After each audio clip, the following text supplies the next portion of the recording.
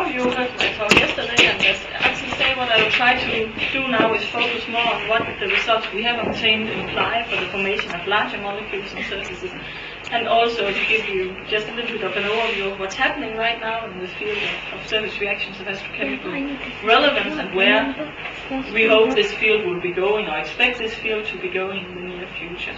And of course what we have been doing so far pertains mainly to the smaller molecules, but some of the knowledge we gained from those experiments also have implications for formation of larger molecules. And a lot of experiments now, I think, will be set up to also look for the formation of the more complex molecules. So the first part of my talk will be more about what we know, and then in the end I will expand with what we plan to do and become more and more speculative the further on I go. Okay, so the main interest, or if you want to look at these reactions from an astrobiological standpoint, then what we are interested in is the processes which lead to the formation of a solar system with the planets around it. And if we start out with a diffuse core, then we met in a diffuse interstellar cloud. Then in this diffuse interstellar cloud, we will, as it cools down, create some areas where the density is higher. So now light cannot penetrate into these areas, and the areas are cooling down by radiation from molecules in these areas. And as they become colder and colder, of course, the pressure drops, so the areas become denser, and gravitation ends up being the dominating factor, and eventually you will have a gravitational collapse, and when the density in the center gets large enough for initiating nuclear reactions, we will have a young stellar object. And of course, this young stellar object in the beginning will still be embedded in this dust and molecular cloud from which it was born. So in the beginning, we will have this hot gas surrounding the youngborn or the newborn star. So if we want to know what material is actually available so when the star is born, part of the material will be blown away, but other parts will segregate into this protoplanetary disk around the star and eventually become the planets, the comets, the meteorites and asteroid belts that we have on Earth now, interplanetary dust particles, etc. So if we want to know what material we have available for planet formation, then of course we need to know what chemical species we have available at the different steps in this process, and what processing is done to these chemical species. So what I want to talk about today is mainly what we know now about some of the chemistry happening in these dark cloud cores. And if you look at what happens further on, then you can imagine that once you have the young stellar object formed here, then of course all the material close to this young stellar object will be highly processed by the UV radiation. There will be a heating effect. But the further away you get from the young stellar object as you move into the disk, the less processed will the material be. So if we look at the outer parts of such a protoplanetary disk, they might have experienced very little processing in the formation of the young stellar object. So I'll tell you what we know now about the chemistry going on in this phase, what that implies for the formation of complex molecules, and then also I will mention some of the new ideas which are surfacing now on to what extent surface reactions will also be important for the chemistry going on in the hot gas surrounding such a young stellar object or a newborn star. Okay, good. So just to go away from the schematic drawings, an example of such a interstellar dust and molecular cloud in which we have star formation is the Eagle Nebula. So you can see the outline here, which is mainly formed by the dust in this cloud, and you can also see some regions we have bright spots embedded in this cloud, which is newborn stars or the light from young stars. So we have active star formation in this region. So what are the physical conditions in the dense parts in which we don't have any star formation yet? We will typically have temperatures around 10 Kelvin, 10 to 20 Kelvin, densities maybe around 10,000 atoms per cubic centimeter. Now, of course, in this simple model I just showed you, the origin of a region like this one might have been a more diffuse cloud in which the temperatures would have been somewhat higher, maybe 30 to 100 Kelvin, and densities would be even lower, around 100 atoms per cubic centimeter. So this is now a colder and more dense phase, which is the precursor to star formation. And in this in this cloud here, in some areas, we have already or are seeing star formation. So what molecules do we have available in these interstellar dust and molecular clouds? We have a whole range of different molecules, and the list I have here contains 127 molecules, so it's not even the most recent one. I believe there's now 129 molecules detected. So a number of them are fairly simple molecules with only 2 atoms. And of course, the most ubiquitous one is molecular hydrogen. N2 was just detected, I believe, a year or 2 ago for the first time. And O2. Yes, from the Odin satellite. Yes, that's true. Yeah, so that should also be on there. Yeah. CO is of course also one of the very common molecules, down by a factor of 10 to the 4 compared to H2.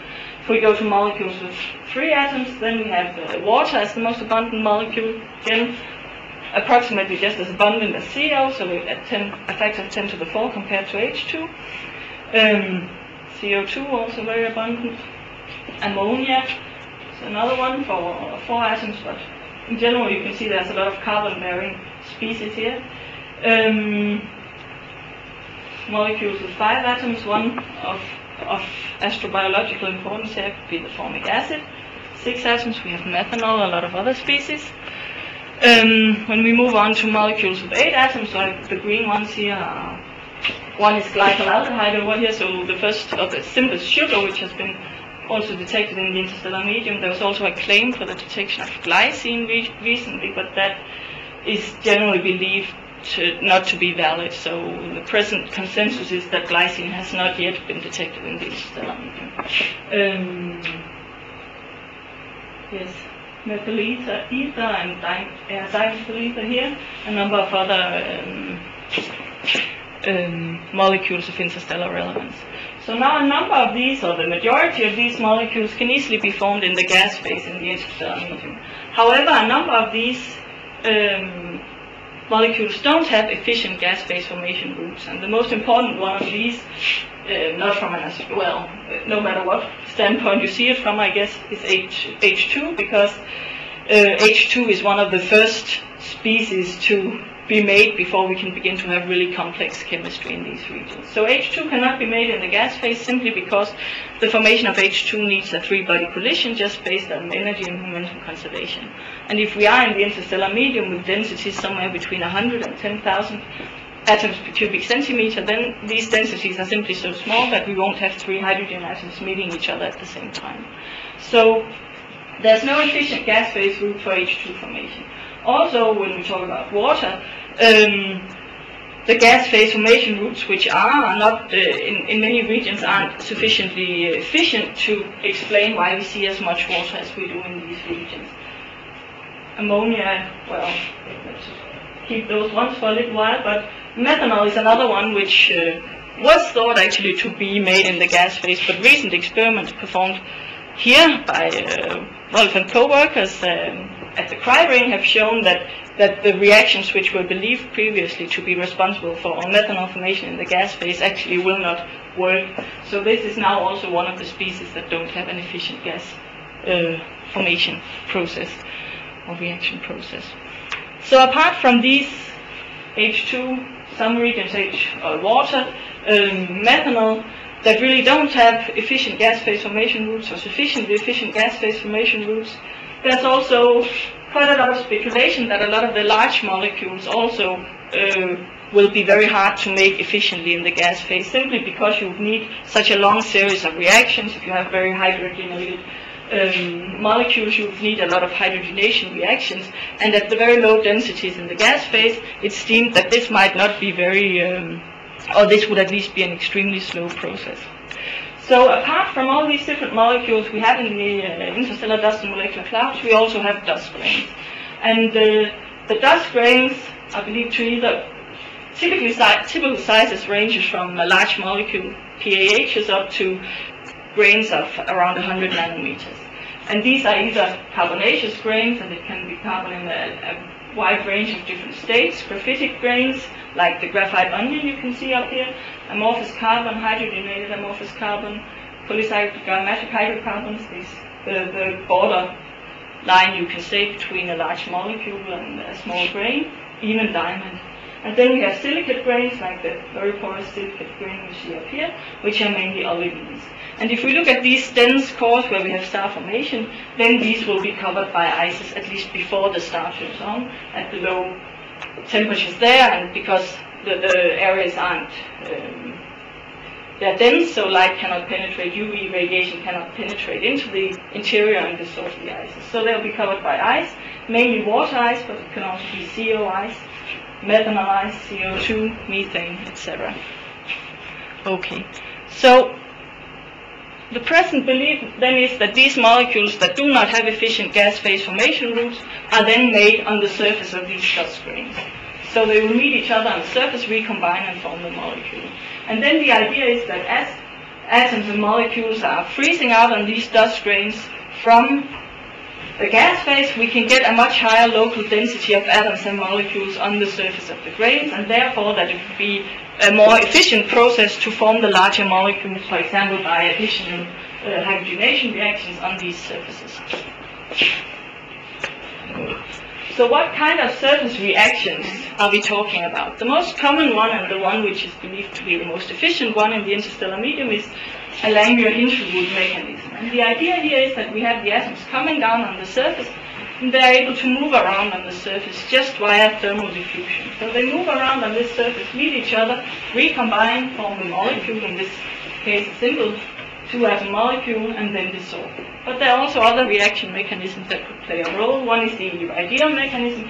In this case, we just have a single atom sitting on the surface, unable to move, and another atom comes in from the gas phase, hits this atom directly, and forms the molecule. And then we have a combination of the two, in which we might have one atom sitting tightly bound on the surface, unable to move, another one comes in from the gas phase, and as it lands on the surface, it still has some excess momentum from what momentum it carried with it when it came down. So it isn't completely thermalized, and while it has this excess momentum, it's mobile on the surface, can meet the other atom, recombine, and dissolve. So the first one is the one we would expect to have the highest contribution from, at least in the dense interstellar medium, which I'm going to talk about now. Okay. So the idea then is that we would have our model interstellar dust grain. In this case, it's a silicate grain covered by a mantle of ice, and in this ice we have, of course, water, but also methane, ammonia, a lot of other different species, all frozen out on this grain surface. And typically, if we look at the interstellar medium, the layer of ice, based on measurements, is estimated to be around 200 monolayers of ice. Okay. So then we expect that our atoms are landing on this layer, so we will have hydrogen landing here, moving around, for example, finding another hydrogen atom, recombining, forming H2, and either staying on the surface or dissolving immediately afterwards. Of course, hydrogen could also react with some other species, with oxygen, or we could begin to form larger molecules by additional or hydrogen addition reactions, so continuously adding another hydrogen molecule. So we would also expect that we could form ammonia, methane, other such species in this way. Whether or not the oxygen or the nitrogen or the larger molecules would also be mobile is not known yet. First, there's no measurements of it, and also, of course, the larger the molecules are, the lower the temperature, the more unrealistic is it that the molecules or atoms would be mobile in this region. So, if this whole process of making larger molecules by hydrogen addition reactions is going to work in the dense interstellar medium, then this of course requires that the hydrogen atoms are mobile at low temperature. And this was also assumed in the early suggestions for example, H2 formation mechanisms back some 30 years or so on the surface of these gas grains. However, recent experiments, I think they're now around 6 years old, done by a group in Syracuse in the US, by Valerio Pionello and Gianfranco Vidali, actually turned up or showed quite a surprising result. So what they did in these experiments was that they would send hydrogen and deuterium atoms onto a sample surface, so a sample ice surface, and then they would heat up this surface, and then they would look for HD formation, HD coming off the surface into a mass spectrometer. And what you see here is such a measurement, the quadrupole mass spectrometer signal, after you heat up the surface. So this is the temperature of the surface, and this is the signal in the quadrupole mass spectrometer in mass 3. And what they saw was that when you were at temperatures below 20 Kelvin, nothing at all was happening. Actually, you needed to get to a temperature above 22 Kelvin before you started to see HD formation on this surface. So what would this imply? This would actually imply then that the hydrogen atoms were not mobile at the low temperatures, 10, 15 Kelvin we have in the interstellar medium, that they would be too tightly bound on this ice surface to be able to move. And this would of course mean that we could not form either H2 or the larger molecules by these hydrogen addition reactions. Okay, so if you look at these different curves here, what they change in between them is how many hydrogen and deuterium atoms they send onto the surface. But you can see even at very high coverages, so very high amounts of hydrogen and deuterium atoms, they needed a temperature above 22 Kelvin before they really started to produce, in this case, H2. Good. So this, of course, posed quite a problem for the formation both of H2, but also water, ammonia, the larger molecules at low temperatures. However, a lot of interest was spurred in this area by these first measurements. And in SDU at University of Southern Denmark, in collaboration with David Field from Aarhus University, we decided to set up an experiment to actually look at the molecules coming off the surface. So we would just use the same setup as the Syracuse group was using, building up an ice, sending in the molecules, heating up the surface, but we would take advantage of some of the techniques which we had developed at the University of Southern Denmark in connection with the surface catalysis experiments to look at both the kinetic energy, measure the kinetic energy of the molecules coming off the surface, measure the internal state distribution of the molecules. So this was the two ideas what we wanted to do. So keep the surface at a low temperature, maybe 10 Kelvin, send in atoms onto the surface, and then we thought we knew from these first experiments that then the atoms would just sit there on the surface and do nothing until we heated the surface. So we would do that with a laser pulse, making a pulsed heating of the surface, and then just by timing the time it took for HD molecules to get from the surface to our quadrupole mass spectrometer, knowing the distance, we could measure directly what was the kinetic energy of the molecules coming off the surface. And we could also, instead of looking with the quadrupole mass spectrometer, we could look with a laser beam which was resonant with some of the low vibrational states of H2 or HD coming off the surface. Then we could ionize these states resonantly, and in that way we could map out the entire internal state distribution of the hydrogen molecules. So before we could move on to do this, we of course had to redo the experiments done by the Syracuse group just to see that our setup works the same way. So, schematic view, we have our substrate, which could be copper, graphite, whatever, something which we can cool down to these 10 Kelvin. Then on top of that we build a thin layer of ice, we grow a thin layer of ice, and of course the conditions we grow it on are as close to the interstellar conditions as we can get. And then we send in our hydrogen and deuterium beams onto the surface, heat it by electron bombardment from the backside, and see at what temperature do we begin to see HD molecules coming off the surface. The whole idea of using this cross-beam setup is that molecular hydrogen is the major contaminant in UHV systems.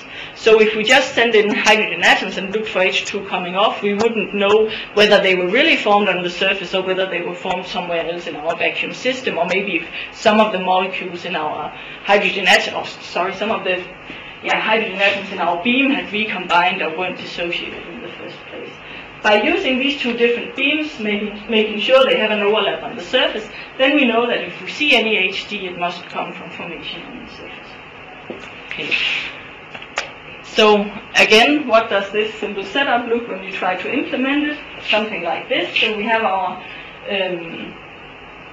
sample sitting in the middle of this big vacuum chamber. Over here we have the beam line. Here we are creating our hydrogen and deuterium atoms in two different beams coming in with a 40-degree separation, crossing each other at the center of the surface. We are cooling the entire surface down by liquid helium, which we are circulating in a continuous flow liquid helium cryostat. Okay. So, as I said, the first thing we have to do is, of course, to grow our water under conditions as close to the interstellar medium as we can get. And the way we do that is we have just water vapor, which has been cleaned by freeze-thaw cycles. So we send in the water vapor through a capillary array doser, and then we have the water molecules hitting our cold substrate. And we make sure we have a very low pressure out here, so we are growing the water ice quite slowly, 3 monolayers per second. Okay. So what happens if you grow an ice under such conditions? If you grow an ice at low temperature, low deposition rates, low pressure, you don't get an ice cube of what you don't get a cubic crystalline or either a normal crystalline ice. What you get really depends on both the temperature you're depositing at, the rate you're depositing at, and also the angles the water molecules are hitting the surface in. So if you grow your water ice in the temperature range from 30 Kelvin or below 30 Kelvin, it'll possibly be porous, depending on how the molecules are hitting the surface. If they're hitting just straight on, it won't be porous, but if they come in at an angle or even random angles, then you will get a porous structure. The lower the temperature, the more porosity. Now, as you move up to higher temperatures, this porosity begins to decrease. It doesn't matter whether you do it by growing the ice at higher temperature, or whether you heat the ice to higher temperature after you've grown it. But when you get to temperatures around 60, you have very little porosity left, and at 90, it's completely gone. Okay, and as you go to even higher temperatures, you begin also to have crystallization. First to cubic crystalline at around 135 Kelvin, and hexagonal crystalline at 140, and then we have desorption at around 145 Kelvin. Good. So that means we can really control the structure of the ice we are making on the surface by controlling of course, the deposition conditions, the temperature, and the angle at which the molecules hit the surface. And what you see here is prior experiments done just showing how this is working. So what you have here is deposition of the ice, and around here is how many layers of N2 can you put into the ice. So if the ice was completely flat, you would of course only get one layer. You could only put one layer of N2 on top of the ice, one monolayer of N2. But if the ice is very porous, so like a sponge more than just like a closed surface, the nitrogen can move into these pores and cover all this inner surface area. And if you look here, you can see that you can have an inner surface area which might be a factor of 25 larger than just the area of the outer surface.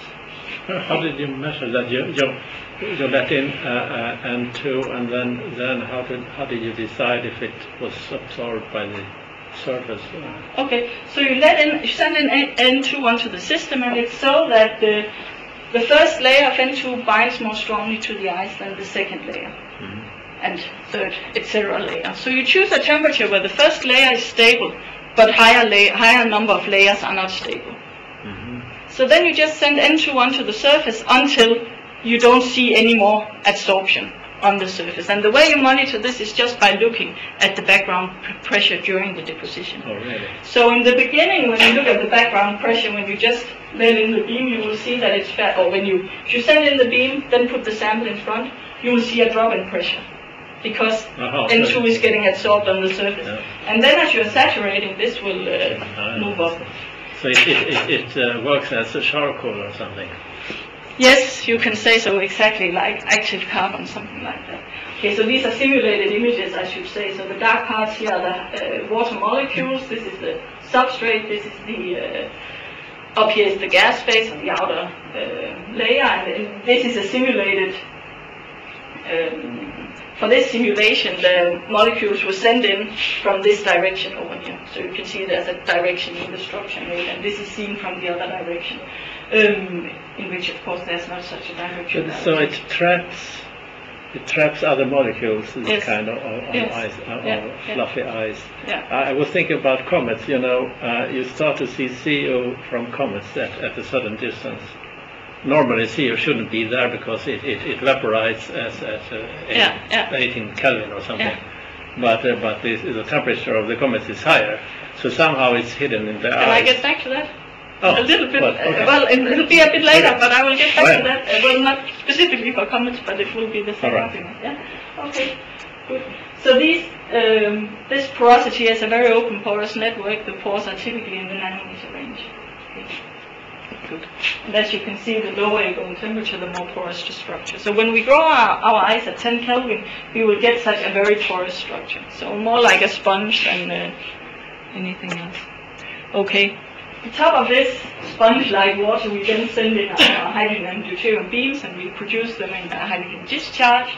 So we take care that they're thermalized, so they come out from these capillary tubes at a temperature of around 300 Kelvin, and also we have an angle on the tube so we don't get any UV or any light from direct infrared light or whatever directly from the discharge. Good. So just a recap, we've grown our ice, we send in the hydrogen and deuterium atoms, and then we start to heat up the surface by the electron beam heater, so we make just a linear temperature ramp and look at what temperature do we begin to see HD coming off the surface, just what they did in the US, and this is just how it looks in practice. We have our surface in here, it's shielded off with radiation shields to get down to the low temperatures which we need below 10 Kelvin to simulate the interstellar medium, and then we have here our mass spectrometer. It has a cap on top of it so that we can move this cap within a few millimeters from the surface, so we only really see what's dissolving directly from the surface and can discriminate against any signal coming from the rest of the chamber. And of course it's differentially pumped on that. Good. So the first result we got from that was a little bit different, 2 degrees or so from what the US group saw, but not really very, very different. Could be in good agreement with that. So just to once again tell you what we're seeing here, this is the surface temperature. We are making this temperature ramp, increasing the temperature linearly. So this is not only the surface temperature, it's actually also a time axis. Okay. And here is the mass 3 signal in the protocol mass spectrometer. So you see below around 17 Kelvin, we don't see any HD coming off, and then we begin to see a signal. And when we get to around 23 or so, there's not very many H or D atoms left on the surface, so the signal begins to decline again. Okay. And we can of course also go in and we can check what happens if we only turn on one of the discharges. So if we only send in D atoms and hydrogen molecules, in that case we get the red signal, actually a little bit of signal, and this was also seen by the US group, indicating that maybe somewhere else in the system there might be a very small source of hydrogen atoms. The other hand, if we go in and do H plus D2, we see no signal at all, and also if we just send in the molecules, no signal. So we can be fairly sure that this is the HD which we are getting from recombination of atoms on the surface. Good. However, as most experimentalists, we also had this bad habit of trying to change some of the parameters. And one of the parameters we changed was the thickness of the ice. And when we changed the thickness of the ice, what we saw to our surprise was that the temperature of desorption actually depended on the thickness of the ice. Now, if the desorption temperature, around 17 Kelvin in the picture I just showed you, or around 20 for the US experiments, was really given by the mobility of the hydrogen, then it's hard to explain why you would have an effect on the desorption temperature by the thickness of the ice. And we were even more surprised by the fact that if we just send in deuterium molecules, so no atoms here, just molecules onto the surface, and looked at when they were dissolving, they showed exactly the same structure. So that means that HD formed on the surface had exactly the same desorption pattern as D2 molecules deposited onto the surface as molecules. So what are the units there? What's ml? Monolayers, sorry. So these units here, that's the thickness of the ice. How many monolayers of ice? Yeah. Good. So you can see for the interstellar medium, we might be somewhere in this region. What is the temperature? I mean, how can you determine the temperature of the surface? Yeah, the surface is easy, but the ice, it conducts very poorly. Yes, but we did several measurements. For example, we can change the rate at which we're heating the ice. Then if you have a very slow temperature gradient through the ice, then we should see an effect from that. We didn't see anything like that. So we changed it by more than an order of magnitude exactly to check this. What was the radiation that the ice layer saw? I mean, the radiation will heat if there is radiation coming onto. Oh, but we also did another thing. We also send in N2 molecules onto the surface. Okay? Yeah. And then we could have a few layers of ice or 7,000 layers of ice. And then we can do the desorption experiments and we can see if the multi-layer of N2, so the second layer of N2, which is then only bound on another N2 layer, whether that goes off at the same temperature. So in that way we could check that we didn't really have such a temperature gradient over the ice. But when we are heating up the surface, we do it at around 1 Kelvin per second. So it's fairly slow, you can say. Yeah. Yeah.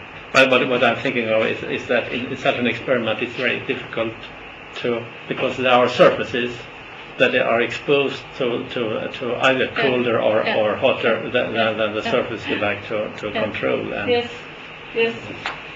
So, but if we just take N2 and put it on a clear cover surface, then of course the first layer will have a different binding energy. The second layer might have a slightly different one also, but if you go to the third layer, then that's pretty much just determined by the nitrogen binding energy.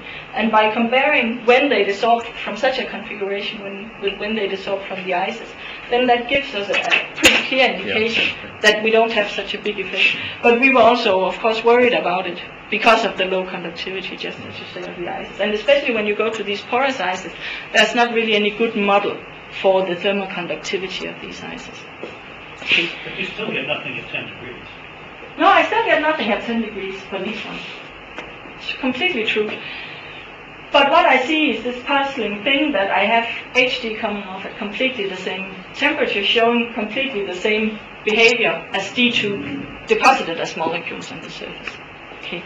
So a conclusion from that is they dissolve at the same surface temperature, they show the same dependence on ice thickness. So based on that we must conclude that there are two possibilities. Either HD forms at this temperature and immediately dissolves, and just by coincidence it happens to be just at the same temperature as where the molecules dissolve, or maybe HD forms at a lower temperature, and then it just sits as molecules on the surface, and then dissolves when the temperature gets high enough for molecular absorption. So to see if we could find out which one of these it really was, we made a series of experiments in which, instead of depositing hydrogen and deuterium onto the surface at the same time, first we deposited hydrogen, waited 2 minutes, and then deposited deuterium. So each one of these dots you see here is the integrated area of one such curve here. So it gives us the total yield of HD coming off the surface. So what you see here first is that the total yield of HD coming off, if we deposit hydrogen and deuterium atoms at the same time, is roughly constant within the temperature interval from depositing the atoms at 7 Kelvin or depositing the atoms at around. Can you go back? Because what are you integrating? What are you integrating over? This area here. So this integrating over temperature. Okay, I'm just taking the total. I'm taking the total number of counts. The total number of HD atoms coming off the surface. At a fixed temperature. No, as I heat up the surface, because what I see is that then it drops off. I've no hydrogen atoms left on the surface anyway, so the signal drops off anyway as I go to higher temperatures. Okay, you're integrating up to a certain. Yes, I'm integrating from 0 up to 30 Kelvin or whatever. Yeah. As a function of the upper limit of the integral. No. I see what. Yeah, okay, I see what you're saying. So this temperature down here on the axis, that's the temperature at which I deposit the atoms onto the surface. Oh, okay. So I deposit the atoms at this temperature, and then I heat up and integrate the complete signal I'm getting. Yes, okay, good. So then instead of depositing simultaneously H and D, if we first deposit D, wait 2 minutes, and then deposit H, what we see is the signal is dropping dramatically. Okay. So how do we explain this? And the way we would explain this then is that we deposit deuterium atoms onto the surface. They're able to move, find each other, recombine, form D2. Then when we send in the hydrogen atoms, there's no deuterium atoms left to recombine with, and therefore we get very little signal, or there's very few deuterium atoms left to recombine with. And if we do it reverse, first send in hydrogen, then wait, send in deuterium, we see roughly the same behavior.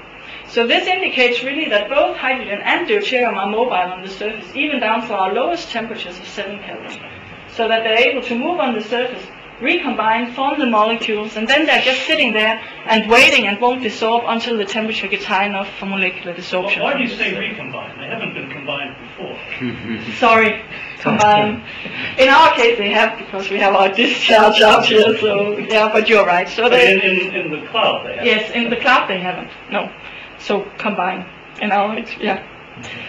So of course maybe what we were seeing is just a very small fraction of the atoms. Maybe only very few atoms are really mobile at low temperature, and that's the whole thing we're seeing. So just to check the efficiency of the H2 formation reaction at these temperatures, we were looking, or we did a series of experiments in which we really monitored the flux of our beams and saw how much signal we were getting off compared to how much we were sending onto the surface.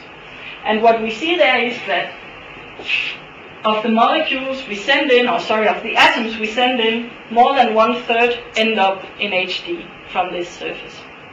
So these, the circles here, that's when we send the atoms onto this porous ice I have been talking about until now. So for this porous ice, at least 1/3 of the atoms ends up in HD. And since we know that the probability for a single atom to actually stay on the surface is around 60%, the rest of them just get reflected when they hit the surface, then this means that a very large fraction of the atoms that hit the surface, stay on the surface, actually are able to react. So this means it must be, that the majority of the both hydrogen and deuterium atoms will be mobile at these low temperatures. Just for comparison, so what we are really measuring here is how many atoms meet each other on the surface, recombine and stay on the surface, and for the porous ice that was a very high fraction, more than half of the ones that stick on the surface. We also made some measurements in which we'd grown the ice at high temperatures, so now it was not porous at all. And what we see in that case is that only a very small fraction, almost compatible with zero, HD molecules form and stay on the surface. This doesn't mean they cannot form on this non-porous ice. It just means that if they form, they immediately leave the ice. So we have a very different behavior depending on what the structures are. So it means that the sticking coefficient is very low for more or less solid ice. Actually, that's around 20% in our measurement. But it actually it corroborates the fact that we have high mobility even at low temperatures. In that case, you cannot say what temperature it's in, or well, you can, because in this case, what we are seeing is they immediately react and immediately leave the surface after the reaction. It could, of course, also be they didn't react at all. That's the two. Do you cool the atoms in the nozzle type? No, they're 300 Kelvin in this case. But you could, in principle, cool it by yes, the nozzle. There's now experiments done in Paris in which they've cooled down the hydrogen atoms to 100 Kelvin. And they don't really see any big effect of that. And I guess that's because we have very low binding energies for the hydrogen atoms on the surface, so only of the order of 40, 50 millielectron volts. But 300 Kelvin is only 25 millielectron volts. So it's not such a high energy. But it has been checked by the Paris Club. Okay. So we end up with this image of the behavior of the hydrogen and deuterium atoms on the surface, in this case for H2 formation. That is this, that we send in the hydrogen deuterium atoms and they're mobile even down at 7 Kelvin on the surface. They can move around in here, meet each other and recombine. And maybe when they recombine they have a lot of excess momentum and whatever after the recombination event. But they will just, if they have that, they will just be caught in this porous structure and move around like a ball in a pinball machine until they've lost all this excess momentum, and then they will get reabsorbed on the pore walls. And then, depending on the temperature, once in a while they will dissolve, move around, find a new place to sit, and continue with that, depending on the temperature, until they've made, by a random walk, their way to the outer surface up here. Okay. So, how does this explain these measurements I showed you before? So we have HD forming even at the lowest temperatures. So what we are really measuring here is the temperature at which the molecules begin to dissolve from the surface. And what we see then is exactly this effect that the thicker the ice, the longer is the random walk you have to make to get to the surface. So due to the thickness of the ice, there's like a delay function in the desorption of the molecules from the surface. So the fact that we are really seeing desorption at a higher temperature is really mainly caused by the fact that now it takes more time for the hydrogen atoms to make hydrogen molecules to make their way to the outer surface and dissolve from there. So it's once again that this axis is not only a temperature axis, it's also a time axis. And if we look under the conditions in the interstellar medium, we have a 200 monolayer ice, 15 Kelvin. It will on average take 2 years for such a molecule to make its way to the outer surface and dissolve into the gas phase. So, yes? So if you keep the temperature stable and just wait longer, you're going to get the same effect. Okay, so now the rate, both the diffusion rate or the desorption rate for the molecules will go exponentially in time. So at 15 Kelvin it will take 2 years. If you want to go even lower, it will take even longer. So yes, as long as we can wait for as long as we are patient, yes, which is not all the way down to the interstellar temperature. But I mean, the reaction will also go. How long do you have to wait at 10 Kelvin? You will have to.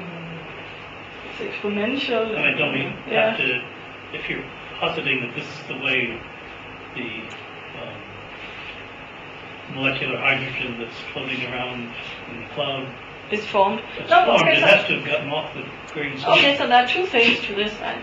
One of them is the thing most important for the formation of larger molecules here is really the mobility of hydrogen. So what I'm saying is it's mobile even at the lowest temperatures. Okay. Another thing which you're right in is how do we get the hydrogen molecules back into the surface. So what will really happen here will we end up coating the entire inner part with hydrogen atoms, and maybe, hydrogen molecules, and maybe this is what happens. Maybe you're creating a layer of hydrogen molecules on this surface. Or at least the hydrogen molecules will probably take all the binding sites with high binding energy on the water ice surface. So there's a distribution of sites with binding energy on the water ice surface. And the hydrogen molecules will probably poison all the high energy binding sites. So this of course means there will be less area available for subsequent H2 formation. On the other hand, it probably also will. So the first stuff to form never gets off? Presumably not. It's only the stuff that formed later and didn't have a good place to stay. Yeah. Good. So in this picture, of course, we would expect that the molecules get caught in this porous structure, sit there for a long time before they dissolve, that they will come off completely thermalized to the surface temperature. So no excess energy from forming the H2 or anything. And just to check that this picture actually holds, we also measured the kinetic energy of the molecules coming off.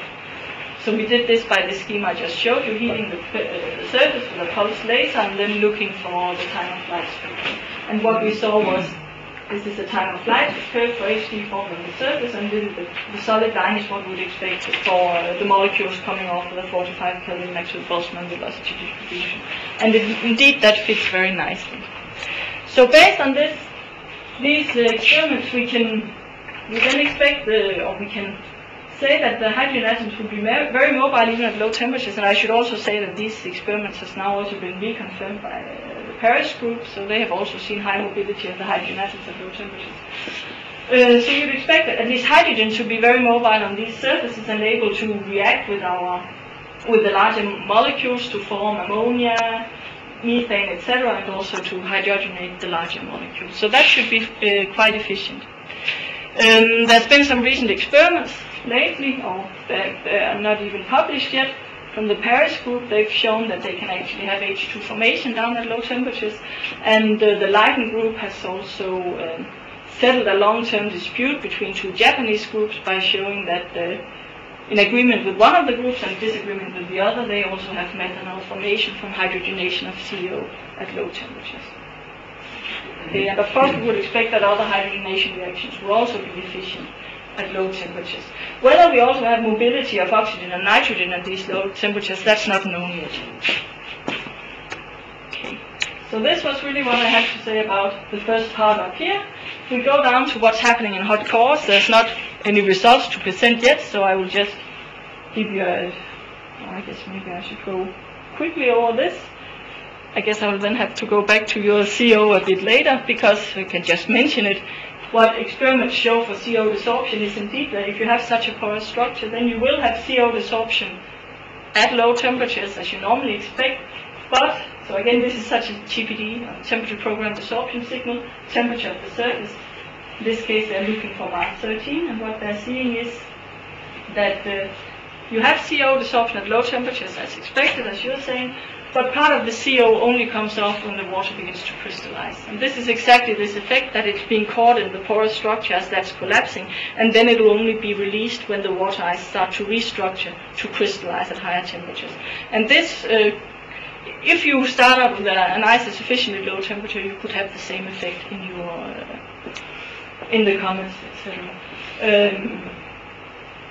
Interestingly enough, it's also been shown that you can form CO2 from having CO encapsulated in water ice and heating it up. And this you would actually also have in such a system, or you would have the same circumstances in this system. So this would maybe also be a way to have CO formation. Okay. Quite a number of organically relevant molecules have been detected in these hot cores. So just after a young stellar object has turned on and it begins to heat the gas around it. And they've not only been detected in one hot core, but in several. So it seems that and I should also say a number of these are not detected other places in the interstellar medium. So it seems there are also quite an efficient chemistry going on, both gas phase and, so I'll get to now, maybe also surface reactions in these hot stellar cores that they're heating up from around 10 Kelvin to maybe 100 Kelvin. And 3 definite reactions have been proposed and have also been incorporated into models. So that's the formation of dimethyl ether and methyl ether and formic acid. And in models incorporating both these surface reactions and gas phase reactions, it's shown that that can actually pretty well at least reproduce some of the densities observed. So far none of these reactions have been tried in the laboratory, and they should of course be effective on surfaces in the range from 10 Kelvin to 100 Kelvin, so going towards higher temperatures. And also I think there's quite limited knowledge at present about the gas phase reaction routes for the formation of these organically relevant molecules, but maybe work ongoing here at Prioring will also help to resolve this further. So I'm sure in the near future we will see several different groups, both ours, so I should say the equipment I showed you at the University of Southern Denmark will be moved to Aarhus in the spring, and we will continue also work in this direction. But also the Paris group, the Leiden group, and several groups in the UK are quite active in this area now. Yes. I'll just skip this. Apart from just making the reaction from the surfaces, we will of course also can have a lot of processing, both by heating, by UV radiation and cosmic rays. And as I am sure a lot of you know, it's been shown that if you process mixed ices, so this is one in which you have one proposed mixture of astrophysical relevance, if you send in UV radiation close to what you have in the interstellar medium onto such ice, you can actually have the formation of a lot of different organically relevant molecules, amino acids, etc. And there's not only one experiment showing this, there's actually several, or 2, which were published back to back in the same issue of Nature. They had a somewhat different interstellar ice analog mixture, but in this other case they saw 16 different amino acids formed in the ice. Okay. It's also been shown that you can form glycine via, or at least some of the precursor molecules to glycine via irradiation with high energy particles. Okay. So I think the prospects for astrobiology for these surface reactions is to look more, or I'm sure there will be a lot further work of formation of these biologically relevant molecules on surfaces under interstellar conditions.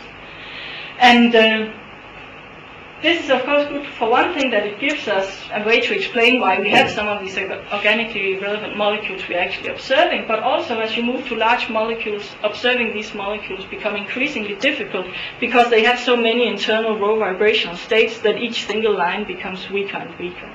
So the more complex the molecule, the harder it really is to observe it. And therefore we might also be able to predict the presence of some of the molecules in the interstellar medium based on these surface reactions.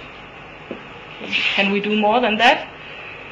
We can of course also move on and look for self-assembly of of molecules on the surface under interstellar conditions.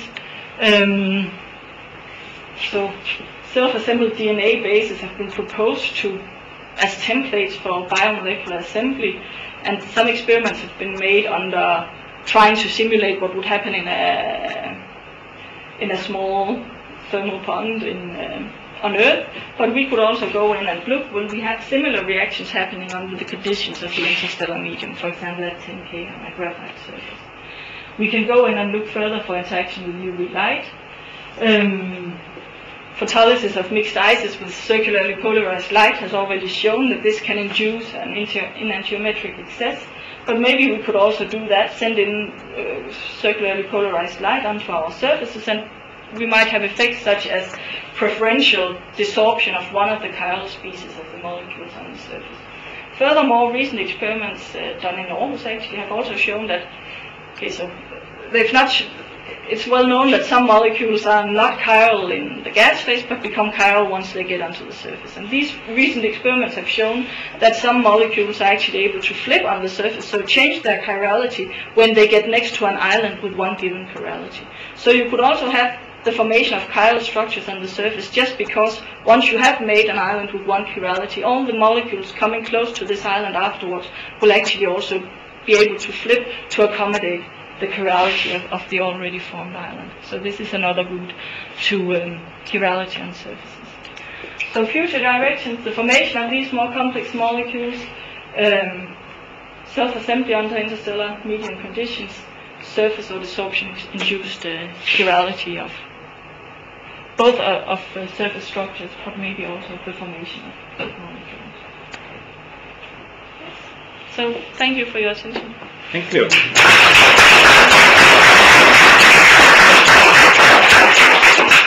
Questions, please.